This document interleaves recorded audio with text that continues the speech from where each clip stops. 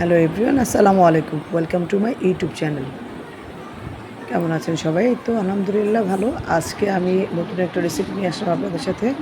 এটা হচ্ছে চিকেন বিরিয়ানির রেসিপিটা। তো এটা আমার ইউটিউব চ্যানেলে দেওয়া হয়নি। তো আজকে আমি মূলত ইউটিউব চ্যানেলের জন্যই ভিডিওটা করেছি। আপনাদের সুবিধার জন্য ফুল রেসিপিটাই আমি এখানে শেয়ার করছি আজকে। তো প্রথমে আমি মাংস নিয়েছি, এখানে চিকেন নিয়ে নিয়েছি, আদা রসুন পেস্ট, একটু মরিচের গুঁড়ো, কাঁচামরিচ পেস্ট, তারপরে এখানে স্বাদ মতো লবণ দিয়ে দিব, তারপর টমেটো সস আর সব কিছু ভালো করে মিক্সড করে আমি এখানে লেবুর রসও দিয়েছি। এখন ভালো করে মিশিয়ে আমি ম্যারিনেট করে রেখে দেবো কিছুক্ষণের জন্য।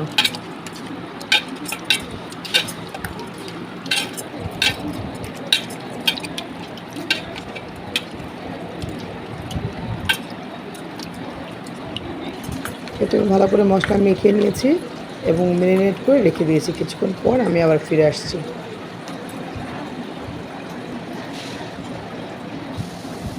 এই তো এখন একটা প্যানে আমি তেল দিয়ে দিয়েছি, এখানে পেঁয়াজ ব্রাউন কালার করে ভেজে নিয়েছি, এখানে আদা রসুন পেস্ট দিয়ে দিয়েছি, দিয়ে ভালো করে নেড়ে নেব আমি মশলাটা।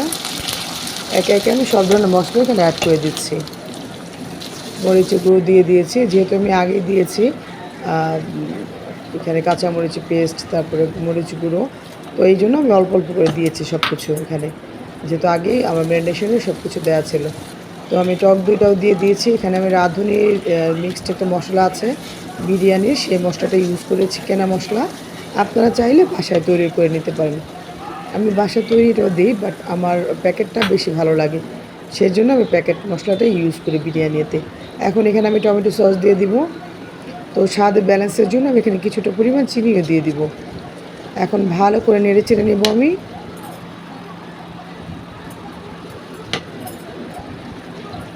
এই তো এই পর্যায়ে এসে এখন আমি যে চিকেনগুলো ম্যারিনেশন করে রেখেছিলাম, স্বাদ মতো লবণ দিয়ে দিয়েছি, সেগুলো এখন আমি এখানে দিয়ে দিব। এখন চিকেনগুলো ভালো করে আমি নেড়ে নিব মশলার সাথে। ভালো করে মশলার সাথে মিক্সড করে নিয়ে আমি কিছুক্ষণ ঢেকে দিব। চিকেনটা হওয়া পর্যন্ত ওয়েট করব।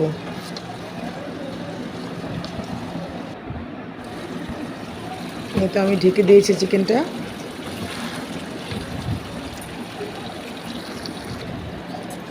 এই পর্যায়ে আমি চিকেনে কিছু আলু দিয়ে দিব, কজ বিরিয়ানিতে আলু ছাড়া ভালো লাগে না।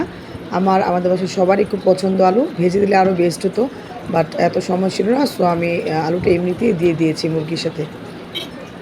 তা এখন আরও কিছুক্ষণ কষিয়ে নিব আমি চিকেন এবং আলুগুলো। এখন পর্যাপ্ত পরিমাণে পানি দিয়ে দেবো সেদ্ধ হওয়ার জন্য। তো এর ফাঁকে আমি এখন পোলাওয়ের চালগুলো ভালো করে ওয়াশ করে নিব। এই তো আমি পোলাওর চালগুলো ওয়াশ করে নিচ্ছি। এখন আরেকটা চুলে আমি পোলাওটা বসিয়ে দেব। মাংসটা হতে হতে আমি এটা কষিয়ে নিব।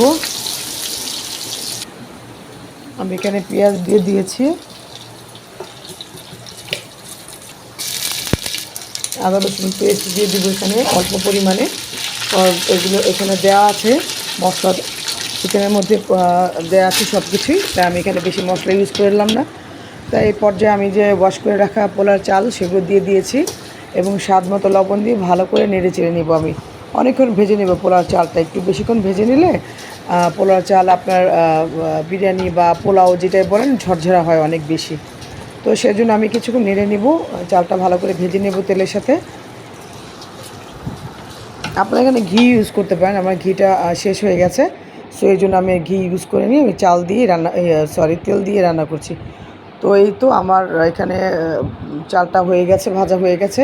এই পর্যায়ে আমি চিকেন এবং আলুগুলো এখন দিয়ে দিব, চালের সাথে মিক্সড করে দিয়ে দিব। এইভাবে দিলে কি পানি পরিমাণটা বোঝা যায়, সেজন্য আমি এইভাবেই রান্না করি। অনেকে আছে পানি দেওয়ার পরে শুকিয়ে যায়, তখন আর কি ইউজ করে। তো আমার কাছে মনে হয় যে এইভাবেই বেস্ট আমার কাছে, সো এই জন্য আমি এইভাবেই রান্না করি। তো এইটা আমি চিকেন আর আলুগুলো দিয়ে দিয়েছি। এখন ভালো করে মিশিয়ে নিব, নেড়ে নিব, পোলাও চালের সাথে মিক্সড করে নিব চিকেন এবং আলুগুলো।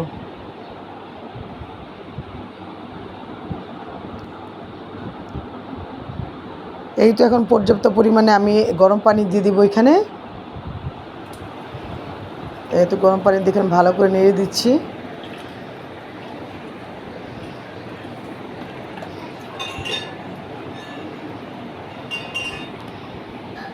এই পর্যায়ে আমি কিছুটা কাঁচামরিচ দিয়ে দিব, যদিও আগে আমি কাঁচামরিচের পেস্ট ইউজ করেছি। তো আস্ত কাঁচামরিচ দিয়ে দিব। এখানে কাঁচামরিচের স্মেলটা অসাধারণ আসে। এই ঢাকনাটা খুলেছি, এত সুন্দর একটা স্মেল আসছে, ঘিটা দিলে আরও ভালো লাগতো। যাই হোক, এই তো আমার পানিটা শুকিয়ে এসছে। এখন আমি দমে দিয়ে দিব, নিচে একটা তাওয়া দিয়ে আমি এটা দমে রেখে দিব। এই তো আমার বিরিয়ানি অলমোস্ট হয়ে গেছে। সো এই পর্যায়ে আমি এখন এসে বেরেস্তা দিয়ে পরিবেশন করব। তো আপনারাও ট্রাই করবেন এবং ভালো থাকবেন। ভিডিওটি ভালো লাগলে অবশ্যই শেয়ার করবেন এবং আপনারা সাবস্ক্রাইব করে দিবেন অবশ্যই, এবং লাইক ফলো দিয়ে আমার পাশে থাকবেন। তো আজকে এ পর্যন্তই। Thanks for watching. আল্লাহ হাফেজ।